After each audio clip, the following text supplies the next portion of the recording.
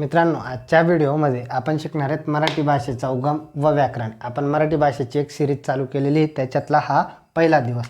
बघा, आता आपण जे आपलं चॅप्टर आहे मराठी भाषेचा उगम व व्याकरण त्याची सुरुवात करूया। बघा, सर्वप्रथम आपल्या ज्या भारतीय भाषा आहेत या दोन गटात विभागल्या जातात। किती गटात विभागल्या जातात? दोन गटामध्ये आपल्या भारतीय भाषा विभागल्या जातात। मग आता ते काय, त्या कुठल्या कुठल्या भागात विभागल्या जातात? तर इंडो युरोपीय आणि द्रविडीय भाषा। आता ज्या द्रविडीय भाषा आहेत त्या द्रविडीय भाषांमध्ये जसं तेलुगू, तमिळ, मल्याळम, कानडी, कन्नड या अशा भाषा येतात आणि ह्या भाषा भारतामध्ये 24% भागामध्ये बोलल्या जातात। मग आता तो जो 24% भाग आहे तो आपला आला दक्षिण भारत। मग दक्षिण भारतात आपल्या ह्या 24% भाषा बोलल्या जातात ह्या खालच्या भागामध्ये। मग त्या कुठल्या कुठल्या आहेत? तेलुगू, तमिळ, मल्याळम, कानडी। आणि जे इतर इंडो युरोपीय भाषा जसं मराठी झाली, नेपाळी झाली किंवा हिंदी झाली, ह्या भाषा ह्या भागामध्ये म्हणजे उत्तर भारत आणि मध्य भारत, उत्तर व मध्य भारतामध्ये 74% भाषा या कुठल्या बोलल्या जातात? इंडो युरोपीय ह्या भाषा बोलल्या जातात। तर मग आपला जो वन लाईनर तो काय तयार होतो? भारतीय भाषा किती गटात विभागल्या जातात? दोन गटात। ते कुठले कुठले? इंडो युरोपीय आणि द्रविडीय। द्रविडीय भाषा 24% बोलल्या जातात, तर इंडो युरोपीय भाषा भारतामध्ये 74% बोलल्या जातात। तर द्रविडियन ह्या ज्या भाषा आहेत या दक्षिण भारतात बोलल्या जातात आणि इंडो युरोपीय ह्या भाषा उत्तर मध्य भारतामध्ये बोलल्या जातात। चला नेक्स्ट टॉपिक। आता इकडे सर्वात भारतातल्या ज्या जुन्या भाषा आहेत त्या कुठल्या कुठल्या आहेत? संस्कृत आणि तमिळ। भारतातल्या सगळ्यात जर दोन जुन्या भाषा विचारल्या तर त्या कुठल्या आल्या? आपल्या संस्कृत आणि तमिळ। आता पुढे भाषा 22 ज्या भाषा आहेत म्हणजे भारतातील विविध भागामध्ये ज्या 22 प्रादेशिक भाषा आहेत त्यांना राजकीय आणि राजभाषेचा दर्जा मिळालेला आहे। तर किती भाषांना राजकीय आणि राजभाषेचा दर्जा मिळालेला आहे? 22 प्रादेशिक भाषांना मिळालेला आहे। त्याच्या पुढे संघराज्याच्या व्यवहाराच्या भाषा। आता भारतामध्ये जर तुम्हाला एक व्यवहाराची भाषा हवी आहे तर ती कुठली आपली? तर ती आहे आपली हिंदी। आणि जर तुम्हाला आंतरराष्ट्रीय व्यवहार करायचा आहे किंवा आंतरराष्ट्रीय याच्यावर वापर करायचा तर ती भाषा कुठली आहे तुमची? इंग्रजी। म्हणजे जर समजा तुम्ही भारतामध्ये कुठल्याही ठिकाणी गेले, समजा तुम्ही एखाद्या ठिकाणी गेले, मुंबईला गेले, तर मोस्टली जी भाषा बोलली जाते ती हिंदी। कारण का? कारण की ती संघराज्याच्या व्यवहाराची भाषा। किंवा भारतामध्ये तुम्ही कुठल्याही ठिकाणी जा तर तुम्हाला इतर तिथली भाषा नाही येत असेल तर तुम्ही ती हिंदी भाषेचा वापर करू शकतात किंवा इंग्रजी भाषेचा वापर करू शकतात। तर बऱ्याचशा ठिकाणी हिंदी भाषेचा वापर केला जातो किंवा आंतरराष्ट्रीय दर्जावर तुम्ही जर गेले तर तिथे इंग्रजी भाषेचा वापर केला जातो। म्हणून संघराज्याच्या व्यवहाराच्या ज्या भाषा आहेत त्या कुठल्या कुठल्या आहेत? हिंदी आणि इंग्रजी। कलम 343 नुसार, कलम पण लक्षात ठेवा 343। आता मात्र भारतामध्ये राष्ट्रभाषेचा दर्जा एकही भाषेला मिळालेला नाही आहे। राजभाषेचा दर्जा 22 प्रादेशिक भाषांना मिळालेला आहे, मात्र राष्ट्रभाषेचा दर्जा एकही भाषेला मिळालेला नाही आहे। आणि संघराज्याच्या किती भाषा आहेत? तर दोन। कुठले कुठले? हिंदी आणि इंग्रजी। आणि भारतातील सर्वात जुन्या भाषा कुठल्या आहेत? संस्कृत व तमिळ। चला आता नेक्स्ट टॉपिककडे वळू। चला मित्रांनो, आता पुढे पाहूया। आर्यन गटातील ज्या भाषा आहेत त्यांना आपण देवनागरी लिपीतल्या भाषा म्हणू शकतो। तर आर्यन गटातली भाषा कुठल्या कुठल्या आहेत? बघा, मराठी, हिंदी, संस्कृत, पाली, गुजराती, बंगाली। तर ह्या ज्या भाषा आहेत ह्या मोस्टली आपल्या, मी तुम्हाला सांगितलं होतं ज्या 74% भाषा आहेत त्या गटामध्ये या सगळ्या भाषा येतात। तर ह्यांना आपण आर्यन गटातील भाषा अथवा देवनागरी लिपीतील भाषा असं म्हणतो। म्हणजे या आर्यन गटातील ज्या भाषा असतात या देवनागरी लिपीमध्ये लिहिल्या जातात। आता आपण पाहूया द्रविडियन गटातील भाषा। ज्या द्रविडियन भाषा असतात मूळतः ते ह्या 4 भाषांचा त्यांच्यामध्ये समावेश होतो। मग त्या कुठल्या कुठल्या? तेलुगू, तमिळ, मल्याळम आणि कानडी। तर ह्या भाषा किती टक्के बोलल्या जातात? 24%। आणि या भाषा 74%। आपण मागे पण पाहिलं। मग आता पुढे पाहूया अभिजात भाषा। भारतामध्ये सध्या तरी आपल्या 11 अभिजात भाषा आहेत आणि यापूर्वी म्हणजे 2024च्या अगोदर भारतामध्ये फक्त आणि फक्त 6 अभिजात भाषा होत्या। पण आता सध्या भारतामध्ये 2024मध्ये भारतातल्या 5 ज्या भाषा आहेत त्यांना आपण अभिजात भाषेचा दर्जा दिलेला आहे। मग आता बघा, भारत सरकारने ह्या 5 भाषा ज्या आहेत ह्या आता चालू अभिजात भाषेचा दर्जा दिला आहे। अगोदर ह्या 6 होत्या। मग आता टोटल किती झाल्या अभिजात भाषा? 11 भाषा झाल्या। मग आता त्या कुठल्या कुठल्या आहेत त्या आपण पाहूया। बघा, तमिळ, संस्कृत, कन्नड, तेलुगू, मल्याळम, उडिया, मराठी, बंगाली, प्राकृत, आसामी, पाली। जर तुम्हाला स्क्रीनशॉट मारायचा असेल या तक्त्याचा तर मारू शकता आणि आपली जी नोटबुक असेल त्या नोटबुकमध्ये तुम्ही ह्या भाषा लिहून घ्या, कदाचित एक्झाममध्ये विचारल्या जाऊ शकतात। बघा, तुम्ही स्क्रीनशॉट घेऊ शकतात। तर आता बघा ह्या ठिकाणी आपण पहिल्या आर्यन गटातील भाषा ज्यांची लिपी देवनागरी असते, त्याच्यानंतर द्रविडियन भाषा आणि अभिजात भाषा. पूर्वी 6 भाषांना अभिजात भाषेचा दर्जा होता आणि 2024मध्ये या 5 भाषांना अभिजात भाषेचा दर्जा मिळाला. अशा एकूण किती अभिजात भाषा आहेत?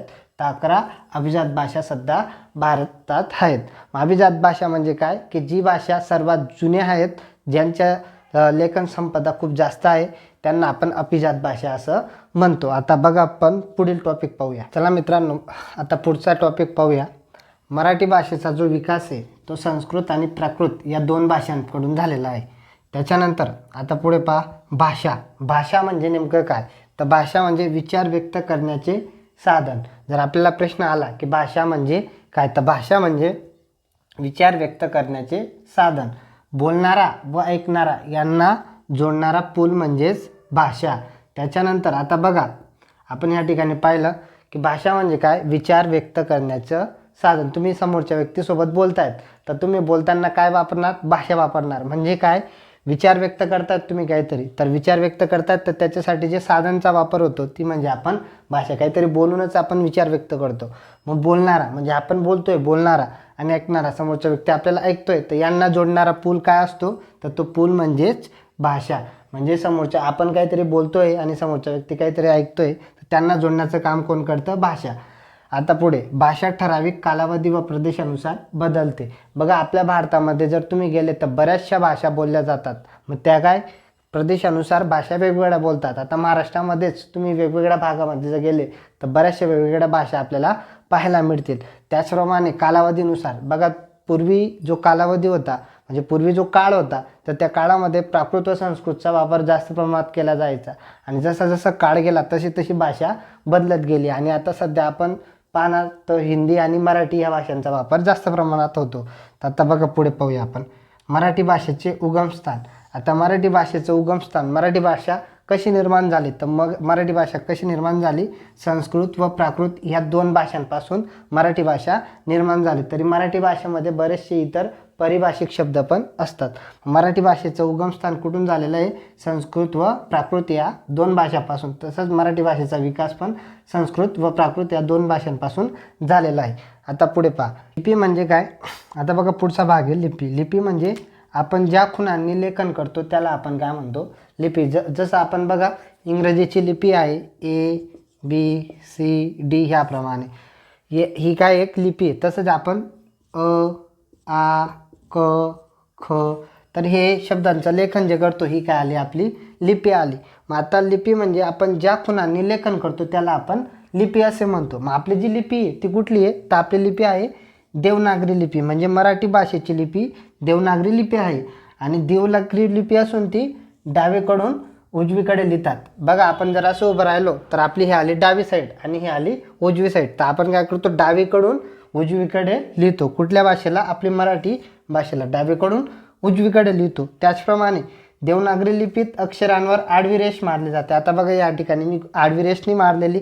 जर मी ती आडवी रेष अशी मारली या शब्दांना तर त्या रेषेला आपण काय म्हणतो? शिरोरेषा. शिरोरेषा म्हणजे काय? या शब्दांवर ज्या आपण आडव्या रेषा मारतो तर त्यांना आपण काय म्हणतो?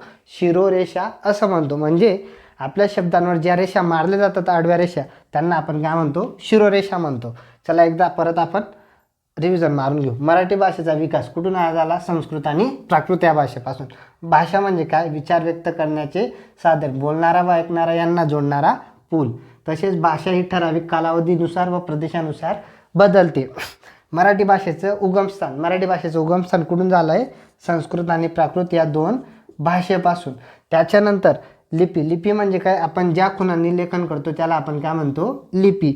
आणि मराठी भाषेची लिपी कोणती आहे? देवनागरी लिपी.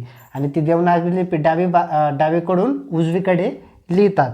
देवनागरी लिपी अक्षरांवर जी रेषा मारतात तिला काय म्हणतो आपण? शिरोरेषा. तर ह्याप्रमाणे तुम्हाला जर हे नोट डाऊन करायचं असेल किंवा स्क्रीनशॉट घ्यायचा असेल तर तुम्ही घेऊ शकता. तर मित्रांनो आता आपण नेक्स्ट टॉपिककडे वळू. मित्रांनो मोडी लिपी आणि आपण देवनागरी लिपी समजून घेऊ. मोडी लिपी म्हणजे काय? तर पूर्वी म्हणजे आपल्या शिवाजी महाराजांच्या काळामध्ये आपली जी मराठी भाषा होती ही मुरड घालून लिहिण्याची पद्धत होती.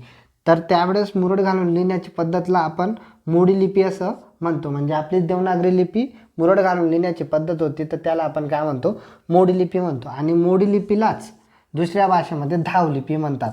काय म्हणतात, मोडी लिपीला धावलिपी म्हणतात. त्यानंतर आपली भाषा जी देवनागरी लिपी आहे आता सध्या, तर ती देवनागरी लिपीला कुठली लिपी म्हणतात, बाळबोध लिपी म्हणतात. ह्या दोन गोष्टी लक्षात ठेवा. मोडी लिपीला धावलिपी म्हणतात आणि आपली देवनागरी लिपीला कुठली लिपी म्हणतात, बाळबोध लिपी म्हणतात.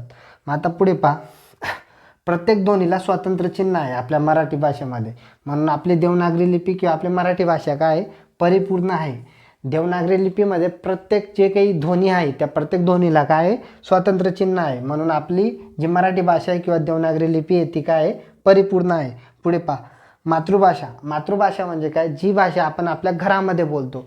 म्हणजे आता आपल्या महाराष्ट्रामध्ये मोस्टली आपली मातृभाषा कुठली आहे, तर मराठी आहे. कारण आपल्या महाराष्ट्रामध्ये प्रत्येक घरामध्ये कुठली भाषा बोलली जाते, तर मराठी ही भाषा बोलली जाते. म्हणून मातृभाषा म्हणजे काय, घरात बोलल्या जाणाऱ्या भाषेला आपण काय म्हणतो, मातृभाषा म्हणतो.